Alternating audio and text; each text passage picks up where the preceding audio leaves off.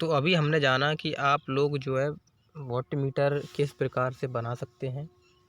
अब हम बात करेंगे कि आप लोगों को पेपर में किस प्रकार से लिखना है वॉट मीटर के बारे में, इसका प्रिंसिपल क्या है, तो इसके बारे में हम बता रहे हैं यहाँ पे किस प्रकार आपको अपने एग्जाम में लिखना है। तो जैसा कि आप लोग देख सकते हैं वर्किंग प्रिंसिपल, यानी कि इसको किस प्रकार से हम डिफ़ाइन कर सकते हैं, तो इसको लिखना किस तरीके का है वो आप लोग देख सकते हैं यहाँ पे हमारे नोट्स के द्वारा। जब फिक्स्ड कॉल को हम क्या करते हैं, सप्लाई के साथ सीरीज क्रम में जोड़ा जाता है। मैंने अभी बताया कि किसको किस क्रम में जोड़ा जाता है, सीरीज क्रम में। आपने हमारा पार्ट नंबर फर्स्ट नहीं देखा है तो आप पार्ट नंबर पहले फर्स्ट को देखें, उसके बाद इस पार्ट को देखें, क्योंकि उसमें मैंने सारी कंस्ट्रक्शन को बताया गया है जो हमारा वोट मीटर है उसके बारे में।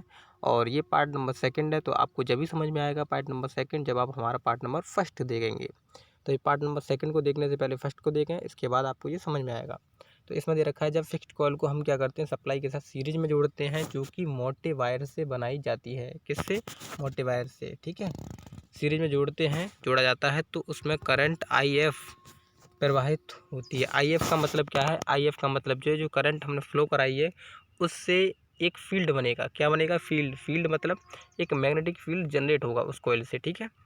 तथा मूविंग कॉइल सप्लाई के किस में जोड़ी जाती है? समांतर में। एक मूवेबल जो कॉइल होती है जो मूव करती है, जिससे हम पॉइंटर को जोड़ते हैं। पॉइंटर जो हमारा इंडिकेट जो करता है संकेतक, ठीक है। तो उसको हम क्या, उसकी जो कॉइल होती है उसको किस में जोड़ते हैं? समांतर में। समांतर में जोड़ी जाती है। अतः इसमें वोल्टेज के समानुपाती धारा IM प्रवाहित होती है। इसमें जो वोल्टेज के समानुपाती क्या होती है? धारा प्रवाहित होती है, ठीक है। और उसको एक रेजिस्टेंस के माध्यम से जोड़ा जाता है, क्योंकि वो कॉइल जो होगी पतले वायर से बनाई जाती है, तो पतले वायर से बनाने के कारण वो जल भी सकती है, इसलिए उससे रेजिस्टेंस जो है उसका फिक्स रखा जाता है, जिससे ये कॉइल जले ना, ठीक है। अब इसमें दे रखा है धारा के प्रवाह के कारण दोनों कॉइल्स में मैग्नेटिक फील्ड उत्पन्न होता है। क्या होता है? दोनों कॉइल में मैग्नेटिक फील्ड जनरेट होता है। यह मैग्नेटिक फील्ड आपस में प्रतिक्रिया करके विक्षेपण बल आघूर्ण उत्पन्न करता है। जब ये दोनों कॉइलों में करंट सप्लाई जाती है तो ये अपना अपना मैग्नेटिक फील्ड बनाती हैं, दोनों अलग अलग अपना मैग्नेटिक फील्ड बनाएंगी, और दोनों अलग अलग मैग्नेटिक फील्ड बनाएंगी तो उससे होगा क्या, इनमें आपस में प्रतिक्रिया होगी। प्रतिक्रिया के कारण इसमें बल विक्षेपण आघूर्ण उत्पन्न होगा या करती हैं, जिसके कारण कीलित जो चल कुंडली है, पाइवट जो मूविंग कॉइल है, वो क्या करने लगेगी? घूमने लगेगी। यानी कि जिसको हमने किस में जोड़ा था? पैरेलल में या समांतर में जोड़ा था, वो कॉइल अब क्या करने लगेगी? घूमने लगेगी, क्योंकि टॉर्क उत्पन्न हो रहा है जिससे उसी बिंदु पर लगा पॉइंटर भी स्केल पर घूमने लगता है। उस जो कॉइल हमने जो बनाई थी, जो घूमने वाली कॉइल थी, मूवेबल कॉइल, वो क्या उसका जो उस पर हमने क्या लगाया? स्केल पर दर्शाने के लिए क्या लगाया? पॉइंटर, ठीक है, जो इंडिकेट करता है, ठीक है। अब इसके बाद यहाँ पे दे रखा है नीचे नियंत्रण बल आघूर्ण के लिए इस वॉट मीटर में 2 स्प्रिंग होती हैं। इन्हें स्प्रिंग की सहायता से मूवेबल कॉइल को सप्लाई दी जाती है।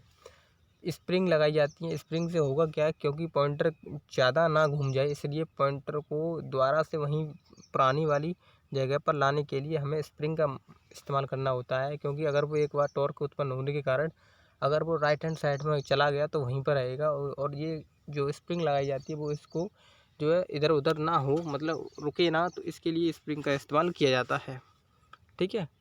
अब इसके बाद इसमें दे रखा है वॉट मीटर में उत्पन्न बल विक्षेपण जो होता है वो क्या होता है, ठीक है। जो डिफ्लेक्शन जो टॉर्क होता है वो उसके लिए फॉर्मूला क्या है, तो फॉर्मूला दे रखा है, आपका स्क्रीन पर देख सकते हैं। डिफ्लेक्शन टॉर्क यानी ये टाउ डी दे रखा है। टाउ का मतलब होता है टॉर्क और डी का मतलब डिफ्लेक्शन जो टॉर्क है, उसके लिए फॉर्मूला दे रखा है हाफ ब्रैकेट में IF प्लस IM।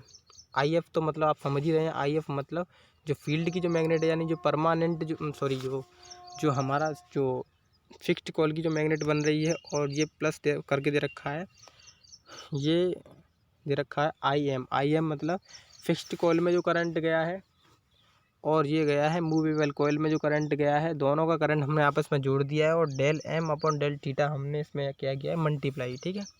तो ये इसका फॉर्मूला, बेसिकली आपको फॉर्मूला याद होगा। एडवांटेज में बताऊँ और डिसएडवांटेज अगर मैं बताना चाहूँ तो आप लोग देख सकते हैं। EDM टाइप वॉट मीटर यानी इलेक्ट्रोडायनामोमीटर टाइप जो वॉट मीटर है वो AC और DC दोनों सप्लाई पर कार्य करता है। AC और DC दोनों पर काम कर सकता है, ठीक है। EDM टाइप वॉटमीटर को ट्रांसफार्मर उपयंत्र भी कहते हैं। क्या कहते हैं? ट्रांसफार्मर उपयंत्र भी कहते हैं, यानी ट्रांसफार्मर इंस्ट्रूमेंट भी कहते हैं। इसका उपयोग दूसरे उपयंत्र से अलग AC और DC में एक ही स्केल पर किया जाता है।